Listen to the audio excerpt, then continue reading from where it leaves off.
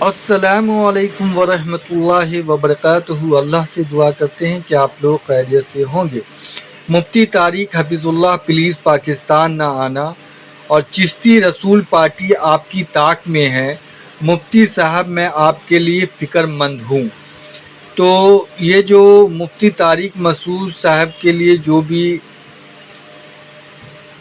سازشیں رچی جا رہی ہیں اور جو بھی ان کے طاق میں ہیں، اس سے ریلیٹڈ جو ہے علی مرزا نے کچھ خلاصہ کیا ہے، اور انہوں نے جو چیز بولی ہے وہ آپ کے سامنے اس ویڈیو میں آئے گا کہ یہ جو مفتی طارق کا جو معاملہ ہے پاکستان نہ آنے کا، وہ کیا ہے اور کیوں انہیں منع کیا جا رہا ہے۔ تو آپ اس ویڈیو کو ضرور دیکھیں اور دوسرے لوگوں تک بھی پہنچائیں، اور اللہ تمام مسلمانوں کی حفاظت فرمائے اور اپنے حفظ و امان میں رکھے، اور ہم سب سے جو بھی جانے انجانے میں غلطیاں ہوئی ہیں اللہ معاف فرمائے، آمین ثم آمین۔ اس پورے سینیریو کے اندر مفتی طارق مسعود صاحب کے اوپر الزام لگنا، یہ سیدھا سیدھا ان کے قتل کا فتویٰ جاری ہونے کے مترادف ہے۔ اور آپ کو پتہ ہے یہ جو چشتی رسول اللہ پارٹی ہے، ٹی ایل پی والے، جن کے دھرنے صرف قادیانیوں کے خلاف ہیں، چشتی رسول اللہ والی کتابیں وہیں سے پرنٹ ہوتی ہیں جہاں سے وہ لاہور سے دھرنا لے کے نکلتے ہیں، لیکن کبھی ان کی دکانوں کے باہر آپ کو یہ دھرنا دیتے ہوئے نظر نہیں آئیں گے، کیونکہ یہ ان کے گھر کی بات ہے۔ تو یہ جو چشتی رسول اللہ پارٹی ہے، ٹی ایل پی والے، انہیں ایک اچھا موقع مل گیا دیوبندیوں سے اپنا پرانا غصہ اتارنے کا، اور انہوں نے ٹویٹر کے اوپر بھی ٹرینڈ چلانا شروع کر دیا اور مختلف پوسٹیں بھی لگائیں، مختلف علماء نے بھی تقریریں ریکارڈ کی۔ اب وہ خطرناک بات بھی آپ یاد رکھیے گا کہ ان کے نزدیک تو توبہ قبول ہی نہیں ہے جب تک کہ بندے کو مار نہ دیا جائے۔ تو یہ توبہ یا رجوع ریکارڈ کروانا یہ ان مسلمانوں کے لیے جو قرآن و سنت کے ماننے والے ہیں۔ جو بابوں کے ماننے والے ہیں وہ تو اپنے مولویوں کے اور بابوں کے پیچھے چلتے ہیں، سیدھی سی بات ہے۔ اس لیے میں تو مفتی طارق مسعود صاحب کو یہ مشورہ دوں گا، آج کل وہ کسی فورن ٹور پہ ہیں، غالباً کینیڈا گئے ہوئے ہیں، تو کچھ عرصہ وہیں رہیں، سیدھی سی بات ہے۔ اس کی وجہ یہ ہے کہ جنید جمشید صاحب نے کچھ بھی نہیں کیا تھا، ان کی زندگی انہوں نے اجیرن بنا دی تھی۔ ایئرپورٹ کے اوپر بھی ان پر اٹیک ہوا، وہ تو اللہ تعالیٰ نے انہیں اٹھا لیا، ادروائز انہیں بھی شہید کر دینا تھا۔ طارق مسعود صاحب کا جو جرم ہے وہ ان سے بہت بڑا ہے، اور اس میں کوئی شک نہیں ہے کہ ان سے گستاخی ہوئی ہے۔ ہمارا موقف یہ ہے کہ انجانے میں ہوئی سبقت لسانی ہے، سلپ آف ٹنگ ہے، اور جب ان کی توجہ دلائی گئی تو انہوں نے معذرت بھی ریکارڈ کروا دی۔ اس میں انہوں نے کہا میں رجوع کرتا ہوں، اگرچہ وہ رجوع ہمارے علماء کو ایکسیپٹیبل نہیں ہے، کیونکہ ان کا موقف یہ ہے کہ غیر مشروط معافی مانگنی چاہیے، اگر مگر کے ذریعے نہیں۔ تو میرے خیال ہے مفتی صاحب کو اس قسم کی بھی ایک معافی ویڈیو میں ریکارڈ کروا دینی چاہیے، ادروائز انہوں نے پیچھے نہیں ہٹنا۔ ویسے تو چانس ہے کہ ابھی بھی پیچھے نہ ہٹیں، لیکن جب ان کی منہ بولی آپ خواہش پوری کر دیں گے تو پھر ان کے پاس کوئی اخلاقی جواز نہیں رہے گا۔ بہرحال اب پوری زندگی ان کی اس اعتبار سے تو ونریبل ہے، کیونکہ جو لوگ دہشت گرد مولویوں کے تربیت یافتہ ہیں وہ تو ان کی طاق میں رہیں گے، کیونکہ انہوں نے جنت میں پہنچنے کے لیے آسان ذریعہ اسی کو بنانا ہے، اور کوئی نیکی کا کام انہوں نے کیا یا نہیں کیا، اپنے زوم میں انہوں نے یہ نیکی کا کام کر کے جنت کمانی ہے۔ تو طارق مسعود صاحب کے لیے میری ریکویسٹ یہی ہے کہ ایک تو 2-3 مہینے کے لیے بھی جہاں ہیں دوسرے ملک میں وہیں رہیں۔ نمبر 2، غیر مشروط معافی کی ایک ویڈیو اپلوڈ کریں، کیونکہ ان کے اپنے مکتب فکر کے بھی بڑے بڑے علماء انہیں کنڈیم کر رہے ہیں، اتنے سخت انداز میں نہیں، لیکن بہرحال انہوں نے یہ مانا ہے کہ یہ گستاخی ہوئی ہے۔ رہے بریلوی حضرات تو وہ تو موقع کی تلاش میں تھے، اور میں پرسنلی کافی زیادہ فکر مند ہوں اس حوالے سے۔ اس لیے آپ دیکھیں کہ جیسے ہی ان کی رجوع کی ویڈیو آئی سب سے پہلے میں نے اس کے نیچے کامنٹس کیے, اسے اپنے آفیشیل پیج سے شیئر کروایا کہ کہیں شیطان ہمارے اسٹوڈنٹس میں سے کسی کو بہکا نہ دے اور وہ کسی ایسے ٹرینڈ کا حصہ بن جائیں جس میں ایک مسلمان کی لائف ونریبل کر دی جائے. اگرچہ ان سے مس ہینڈلنگ ہوئی ہے, اس میں کوئی شک نہیں ہے, لیکن جب انہوں نے رجوع ریکارڈ کروا دیا, معذرت کر لی, تو اب اس معاملے کو ٹھپ کر دینا چاہیے. اگر وہ رجوع نہ بھی ریکارڈ کرواتے تب بھی ہم نے اس قسم کی کوئی حرکت نہیں کرنی کہ کسی کے قتل کے اوپر ابھارا جائے یا اس کے اوپر اس قسم کا الزام لگایا جائے کہ اس کی زندگی, اس کی فیملی کی زندگی مشکل ہو جائے. دعوت توبہ ہی پیش کی جائے گی, اور اگر اختلاف اس نوعیت کا ہوگا تو قانونی راستہ اختیار کیا جائے گا, FIRs کے ذریعے. سیدھی سی بات ہے, قانون کو خود ہاتھ میں لینا یہ اتنا خطرناک کھیل ہے کہ اس کے ذریعے کوئی شخص اپنی ذاتی دشمنی بھی نبھا سکتا ہے, جو اکثر ہوتا ہے. اس لیے میں نے فوراً اسے شیئر کیا, کامنٹس کر دیے تاکہ یہ معاملہ ایٹ لیسٹ ہمارے حوالے سے تو ٹھپ ہو جائے, کیونکہ سوشل میڈیا کے اوپر دعوت و تبلیغ کے حوالے سے جو لیڈنگ پلیٹ فارم ہے وہ ہمارا ہی ہے. اس لیے مجھے خطرہ تھا کہ کوئی شیطان کے بہکاوے میں آ کے غصہ نکالنے کی کوشش نہ کرے خام خواہ. ہمارا ان سے علمی اختلاف ہے, بنیادی عقائد کے اوپر اختلاف ہے, اس میں کوئی شک نہیں ہے, اور وقتاً فوقتاً وہ ہم ہائی لائٹ کرتے رہتے ہیں, ان کی غلطیاں بھی, ان کے بزرگوں کی بھی, چاہے ان کو برا لگے, لیکن یہ تو ہمارے کام کا حصہ ہے. صرف امر بالمعروف نہیں کرنا, نہی عن المنکر بھی کرنا ہے انشاءاللہ تعالی. تو یہ جو ان کی ویڈیو ہے وہ انٹرنیٹ کے اوپر اویلیبل ہے, کچھ اس کے شارٹس قریب والے بھی اویلیبل ہے. جس کے اوپر زیادہ ہنگامہ کھڑا کیا ہے وہ پیچھے سے کسی نے اپنے موبائل میں بنائی ہوئی ہے اور اسے اپلوڈ کر دیا. ظاہر ہے وہ تقریر کر رہے تھے تو اپلوڈ ہی ہونی تھی. اس تقریر کے بعد بھی وہاں بیٹھے ہوئے لوگوں نے ان کا الگ سے ایک انٹرویو کیا ہے اسی بات کے اوپر. وہاں بیٹھے ہوئے لوگوں کو یہ بات سمجھ آ گئی تھی کہ ان سے مسئلہ مس ہینڈل ہو گیا. پھر ایک شخص نے ان کے ساتھ بیٹھ کے ویڈیو بنائی ہے جس میں انہوں نے کہا کہ یہ آپ کیا کر رہے ہیں, اس طریقے سے تو آپ کافروں کے ہاتھ میں ایک ہتھیار دے رہے ہیں. تو انہوں نے کہا نہیں, کافروں کو جواب مل جائے گا میری اس بات سے. اور پھر اپنی بات کی دلیل میں مختلف وہ باتیں کرتے رہے, وہ میں تھوڑا بہت یہاں پہ ڈسکس بھی کر لوں گا انشاءاللہ. اور اس میں انہوں نے یہاں تک کہا کہ ڈکشنری اس زمانے میں موجود تھی, اور یہ جو میں نے بات کی وہ میں نے ظاہراً ڈکشنری کے خلاف, نعوذ باللہ, قرآن کی بعض آیات کے الفاظ ہیں. تو حالانکہ یہ بات بالکل غلط ہے, ڈکشنری اس زمانے میں نہیں تھی. ڈکشنری تو نان عربک لوگوں کو عربی سکھانے کے لیے بعد میں بنائی گئی ہے. پہلے زبان وجود میں آتی ہے, بعد میں ڈکشنری وجود میں آتی ہے. انگلش بولنے والوں نے پہلے انگلش زبان کو اسٹیبلش کیا ہے, اس کے بعد جن لوگوں کو انگلش نہیں آتی ان کے لیے انہوں نے وہ سارے وہ ٹینزز کا سلسلہ شروع کیا اور بتایا یہ وربز ہوتے ہیں, اور اس طریقے سے مختلف چیزیں انہوں نے ہائی لائٹ کی تاکہ جو انگلش نہیں جانتے وہ انگلش سیکھ سکے. تو یہ بات ان کی غلط تھی. وہ ویڈیوز اویلیبل ہیں, وہ آپ دیکھ سکتے ہیں. تو 3 گستاخیوں کا الزام طارق مسعود صاحب کے اوپر لگا ہے. اب چونکہ یہ لگا ہے ہمارے نزدیک تو ان کا رجوع کر لینا کافی ہے, لیکن چونکہ ایک کریٹیکل ایشو پبلکلی سامنے آیا ہے, ایٹ لیسٹ ان لوگوں کو ایڈریس کرنے کے لیے جو ان چیزوں سے متاثر ہوئے ہیں یا متنفر ہوئے ہیں, انہیں ریئل پکچر قرآن و سنت کی روشنی میں پتہ چل جائے.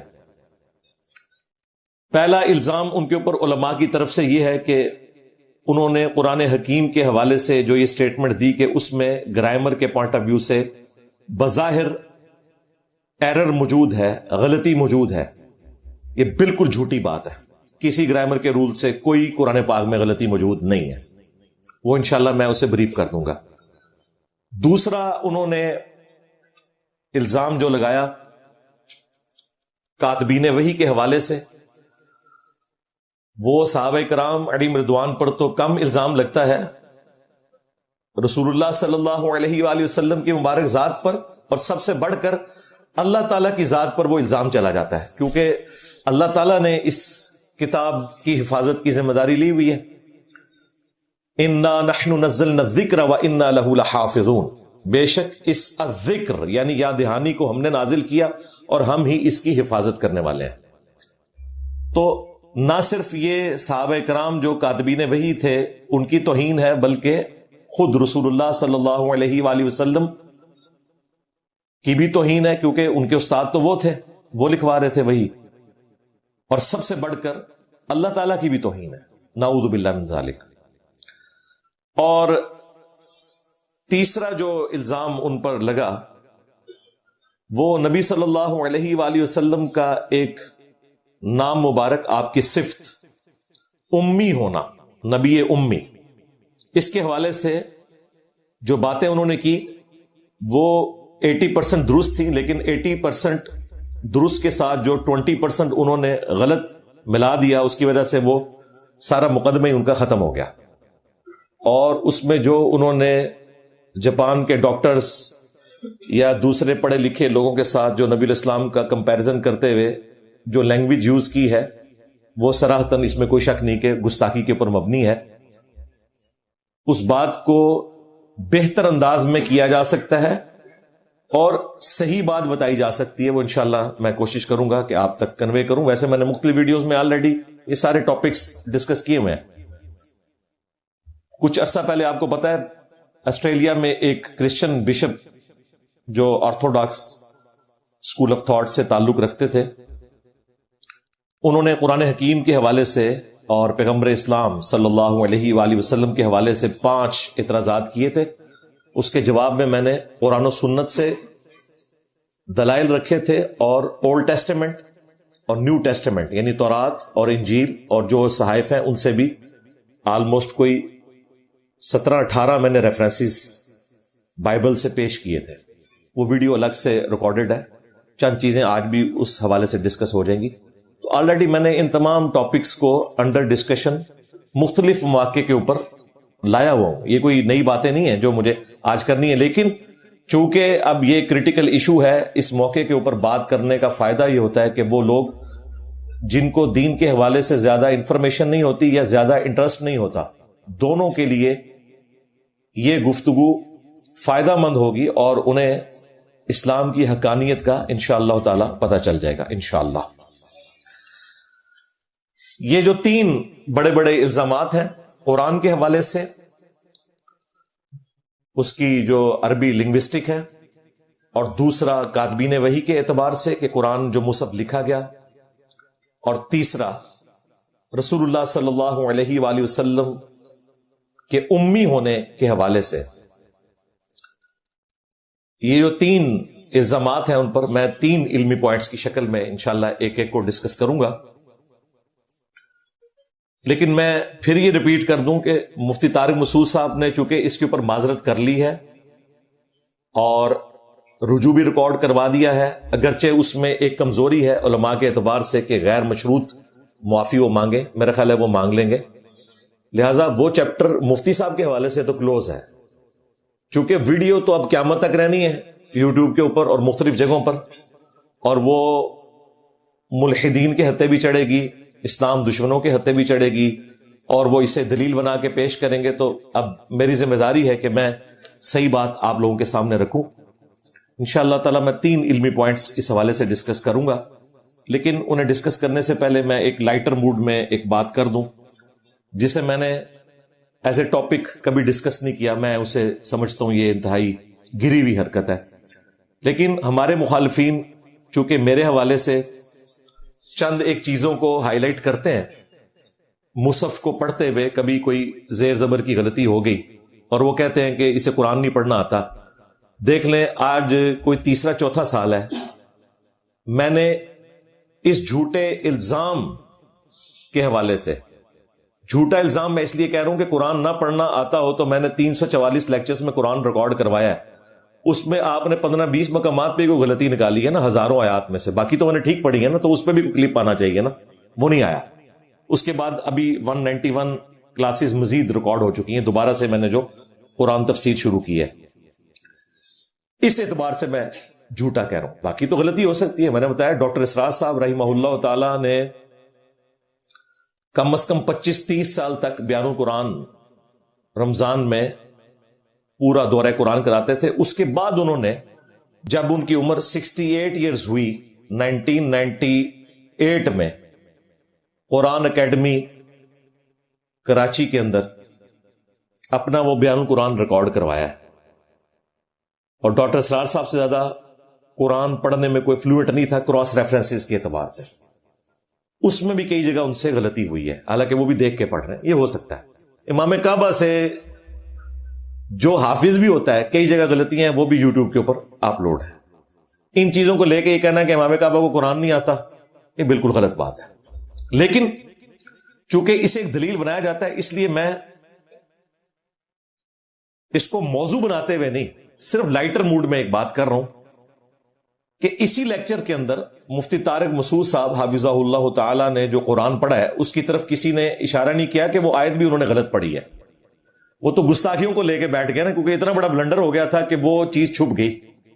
وہ جو آیت پڑھ رہے ہیں اسی ویڈیو کے اندر سورہ العنکبوت کی آیت نمبر 48 وَلَا تَخُطُّهُ بِيَمِينِكَ, قرآن کے کانٹیکسٹ میں بات ہوئی ہے کہ اس قرآن کے نزول سے پہلے نہ تو آپ کتاب میں سے کچھ پڑھ سکتے تھے اور نہ اپنے دائیں ہاتھ سے کچھ لکھ سکتے تھے. وَلَا تَخُطُّهُ بِيَمِينِكَ, انہوں نے پڑھا مَا تَخُطُّهُ بِيَمِينِكَ. اب ماں کے ساتھ بھی ترجمہ وہی بنتا ہے, لیکن قرآن میں ماں نہیں ہے, ولا ہے. اور مفتی صاحب ماشاءاللہ قاری بھی ہیں, حافظ بھی ہیں, لیکن غلط پڑھ دی. اب میں کہوں کہ مفتی صاحب کو قرآن پڑھنا نہیں آتا.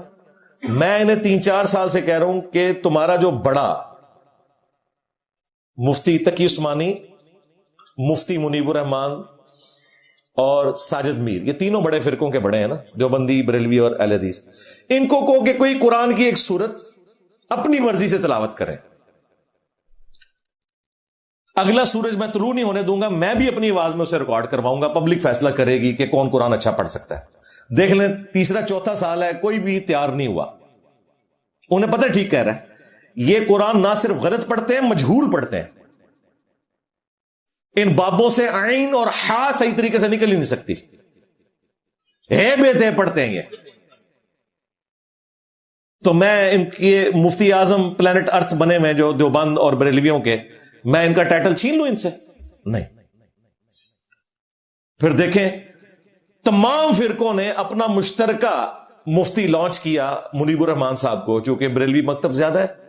پچھلے دنوں جو ختم نبوت کا ایشو ہوا تھا, سپریم کورٹ کا فیصلہ, اس میں انہوں نے کم از کم 20 منٹ لگا کے پہلے تو 100 علماء کے کو نام لیے ہیں کہ فلاں فلاں فلاں کی جانب سے میں ریپریزنٹیٹیو. اس میں دیوبندی بھی شامل ہے, اس میں اہل حدیث بھی شامل ہے, اور بریلویوں کے علماء بھی شامل ہیں. اور ان کا میں مشترکہ ان کی طرف سے پریس کانفرنس کر رہا ہوں. اور کون کر رہا ہے؟ مفتی اعظم پاکستان بریلویوں کے مفتی منیب الرحمان صاحب, جو 20 سال تک رؤیت ہلال کمیٹی کے چیئرمین رہے ہیں.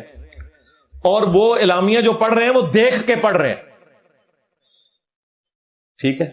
اور اس اعلامیہ کے اندر انہوں نے جب آیت پڑھی, اب میری تو نیت نہیں تھی, ویسے تو میں اگر بیٹھوں تو میں ان کی ساری غلطیاں ان کے لیکچرز میں سے نکال سکتا ہوں. میرے پاس اتنا فالتو ٹائم نہیں ہے کہ ان کی میں جو ہے وہ گپیں اور کہانیاں سنوں. وہ بائی چانس چونکہ کریٹیکل ایشو تھا تو میں وہ پریس کانفرنس دیکھ رہا تھا. اس میں انہوں نے سورہ یونس کی جو 99 نمبر آیت ہے دیکھ کے غلط پڑھی. افانت تکرہ الناس حتی یکونوا مؤمنین, کیا نبی آپ لوگوں کو مجبور کریں گے یہاں تک کہ وہ ایمان لے کر آ جائیں؟ آپ کا کام صرف دعوت دینا ہے. اس کو انہوں نے پڑھ دیا یکونوا مؤمنون, حالانکہ جو عربی لنگوسٹک بیسک بھی جانتا ہے نا, وہ یکونو کے بعد مؤمنون پڑھ ہی نہیں سکتا, اس کے بعد آتا ہی مؤمنین ہے. اور مفتی صاحب کو اگر عربی آتی ہے تو یہ وہ پڑھ ہی نہیں سکتے تھے, ایون غلط بھی لکھا ہوتا. لکھا ٹھیک ہوا تھا, پڑھا انہوں نے غلط. پھر اس کے بعد خسر پسر شروع ہو گئی. پھر ایک نے ان کے کان میں کہا کہ حضرت غلط پڑھ چڑی جائے, انجینئر صاحب بنا لڑ کے جکلیف. پھر انہوں نے ٹھیک کیا. میں نے اسے ٹاپک نہیں بنایا. پھر مفتی تقی عثمانی صاحب, انہوں نے فلسطین کانفرنس میں سورہ التوبہ کی آیت نمبر 24 مشہور آیت قل ان کان آباؤکم و ابناؤکم, 4 غلطیاں کی ہیں ایک آیت میں, 3 جگہ پہ تو الفاظ ہی کھا دیے بیچ میں سے, اور 4تھی جگہ تو جا کے بھول گئے, پیچھے سے لقمہ دیا وہ بھی غلط پڑھ دیا انہوں نے. لقمہ ٹھیک تھا, لقمہ بھی نہیں لے سکے. یعنی ان کے مفتی اعظم کا یہ حال ہے کہ اسے لقمہ دیا جائے نا, وہ بھی صحیح طریقے سے نہیں لے سکتا. لقمہ دیا ہوا بھی اس نے غلط پڑھ دیا. وَجِہَادٍ فِي سَبِيلِ اللَّهِ, فی سبیل ہی تھا, فی سبیل اللہ پڑھ دیا. لقمہ ٹھیک دیا تھا اس نے قاری نے پیچھے سے, لیکن وہی اوور کانفیڈنٹ ہیں یہ لوگ. لیکن ہم نے نہیں کہا کہ اسے قرآن نہیں پڑھنا آتا. مولانا فضل الرحمان صاحب, لاکھوں علماء ان کے ہاتھ پہ بیعت ہیں, انہوں نے تو اپنی آیت ہی بنا دی, وہ پشتوں میں ان کی اپلوڈ ہے, آیت خود بنائی ہے انہوں نے. انہیں یہ پتا تھا کہ اس طرح کی کوئی آیت قرآن میں موجود ہے. وہ سورۃ البقرہ میں سٹارٹ ہی میں آیت نمبر ہے 38, قُلْ نَهْبِطُوا مِنْهَا جَمِيعًا فَإِمَّا يَأْتِيَنَّكُم مِّنِّي هُدًى. اچھا, اب انہیں مضمون پتا تھا, عربی آتی ہے نا, عربی آنے کا یہ فائدہ بھی ہوتا ہے کہ آیتیں آپ خود بنا سکتے ہیں. لو سامو کہ اللہ تعالیٰ نے آدم علیہ السلام اور سیدہ حوا سے کہا کہ تم اب سب کے سب زمین میں اتر جاؤ, یعنی سب کے سب سے مراد ہے آپ کی اولاد بھی. اب جب کبھی بھی میری طرف سے کوئی ہدایت کی بات آئے گی تو جو لوگ اس ہدایت کی پیروی کریں گے انہیں قیامت کے دن نہ کوئی خوف ہوگا نہ کوئی غم ہوگا, اور جو لوگ ہماری آیات کا انکار کریں گے, اسے جھٹلائیں گے, وہی ہیں اہل جہنم, اس میں رہیں گے ہمیشہ ہمیشہ. اب یہ ایک مشہور بات تھی, انہیں پتا تھی, اس کی انہوں نے عربی بنانی شروع کی ہے. 1 نہیں سرکار, 2 نہیں, 3 نہیں, 4 نہیں, میرے خیال ہے کم از کم 1 درجن کے قریب اس میں غلطیاں ہیں. وہ پشتوں میں انہوں نے ترجمہ ساتھ کیا ہے. بہرحال عربی تو انہوں نے قرآن کی وہ عربی میں ہی پڑھنی تھی نا, تو وہ کئی لوگوں نے کلپ بنایا. ہمارے ایک اسٹوڈنٹ ہیں, پٹھان ہے, انہوں نے اس پہ کلپ بنایا ہوا ہے. کسی نے نہیں مولانا فضل الرحمان صاحب کی ڈگری کینسل کی. اس طریقے سے ڈگریاں نہیں کینسل ہوتی. یہ آج میرے پاس موقع تھا تو میں نے یہ ان کی طبیعت صاف کر دی اس حوالے سے, ورنہ میں اس ٹاپک کو اتنی گری ہوئی حرکت سمجھتا ہوں کہ اس بنیاد کے اوپر کسی شخص کے بارے میں فیصلہ کیا جائے کہ اسے قرآن آتا ہے یا نہیں آتا. فیصلہ تو بھائی ریفرنسز کے اوپر ہوتا ہے. قرآن کسی کو آتا ہے یا نہیں آتا, اگر آپ کو کسی پرائمری اسکول کے بچے نے بھی بتایا نا کہ سورہ البقرہ کی آیت نمبر 279 میں لکھا ہے کہ جو سود کھانے والا ہے اللہ اور اس کے رسول عز و جل و صلی اللہ علیہ وآلہ وسلم کا اعلان جنگ ہے, تو بھائی اس کے بعد ڈگری ہے یا نہیں ہے, تو اگر سود خور ہے نا مولوی تو فارغ ہو گیا. تو یہ نہیں کہہ سکتا کہ پہلے ڈگری لے کے پھر منو آیت سنا. بھئی یہ کام ختم نبوت صلی اللہ علیہ وآلہ وسلم کی برکت سے اللہ کے نبی کا یہ ڈاکیا کر رہا ہے, آپ کو بتا رہا ہے قرآن میں یہ لکھا ہے, حدیث میں یہ لکھا ہے. ہمارے سوا اس پلانٹ ارتھ پہ کوئی ایک پلیٹ فارم بھی ایسا نہیں ہے جو قرآن و سنت کے ریفرنسز بتاتا ہو. ڈاکٹر ذاکر نائک نے تھوڑا بہت کام کیا, لیکن وہ بھی مسلمانوں سے ریلیٹڈ نہیں ہے, نان مسلم سے ریلیٹڈ. مسلمانوں میں اللہ کے فضل سے یہ ہماری خوش قسمتی ہے اور اس کے ٹرینڈ سیٹر ہم ہی ہیں. تو آپ خود پڑھیں. اگر میں نے کوئی بات بالمفہوم کی ہے اور اس میں کچھ الفاظ میں نے اپنی طرف سے ایڈ کیے ہیں سمجھانے کے لیے, آپ کو نہیں اچھے لگ رہے, چھوڑ دیں.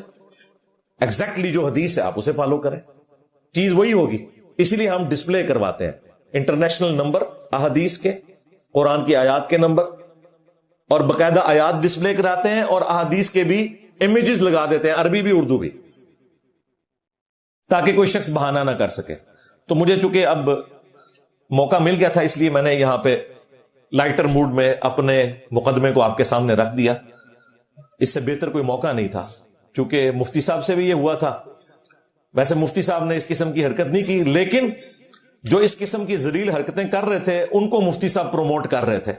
تو میرا خیال ہے اب انہیں اس کی ہیٹ خود فیل ہوگی اس پورے ایپیسوڈ کے بعد. لیکن پھر بھی ہم ان کے ساتھ کھڑے ہیں کہ انہوں نے رجوع کر لیا, توبہ کر لی, ٹھیک ہے, اب معاملے کو آگے لے کے چلنا چاہیے. اب میں وہ 3 علمی پوائنٹس ڈسکس کروں گا, لیکن تفصیل میں جانے سے پہلے ایک دفعہ درود شریف پڑھ لیں. اللہم صلی علی محمد وعلی آل محمد واصحاب محمد وازواج محمد وامت محمد اجمعین الی یوم الدین, آمین.